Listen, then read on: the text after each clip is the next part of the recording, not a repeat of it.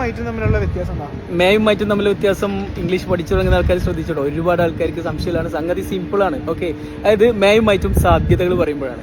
അതായത് ഇപ്പോൾ വിൽ എന്ന് പറയുമ്പോൾ, ഇപ്പോൾ ഞാൻ ഫോർ എക്സാമ്പിൾ, ഇപ്പോൾ അവൻ നാളെ വരും, ഹി വിൽ കം ടുമോറോ, അങ്ങനെ പറയാം. ഹി വിൽ എന്ന് പറഞ്ഞാൽ ഉറപ്പിച്ച് പറയാം, ഹി വിൽ കം ടുമോറോ.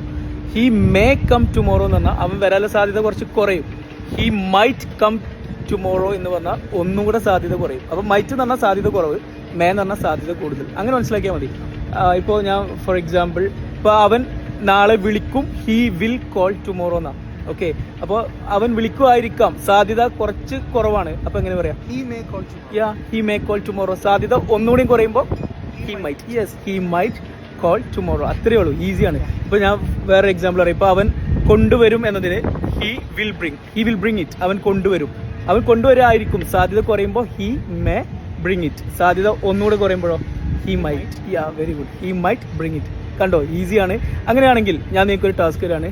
അവന് ഇന്ന് സാലറി കിട്ടുമായിരിക്കും, സാധ്യത തീരെ ഇല്ല, അവനിന്ന് സാലറി കിട്ടുമായിരിക്കും. അതെങ്ങനെയാണ് പറയാന്ന് ഇവിടെ കോമന്റ് ചെയ്യാം. സോ ഗൈസ്, ഞാൻ പറഞ്ഞു ഇതൊക്കെ ബേസിക് ലെവലാണ്, നമുക്ക് നിർബന്ധമായിട്ട് അറിഞ്ഞിരിക്കേണ്ടതാണ്. അപ്പോൾ ഇതെല്ലാം ഞങ്ങളുടെ കോഴ്സിൽ പഠിപ്പിക്കുന്നുണ്ട്. ഓൺലൈനിലൂടെയുള്ള സ്പോക്കൺ ഇംഗ്ലീഷ് കോഴ്സാണ്.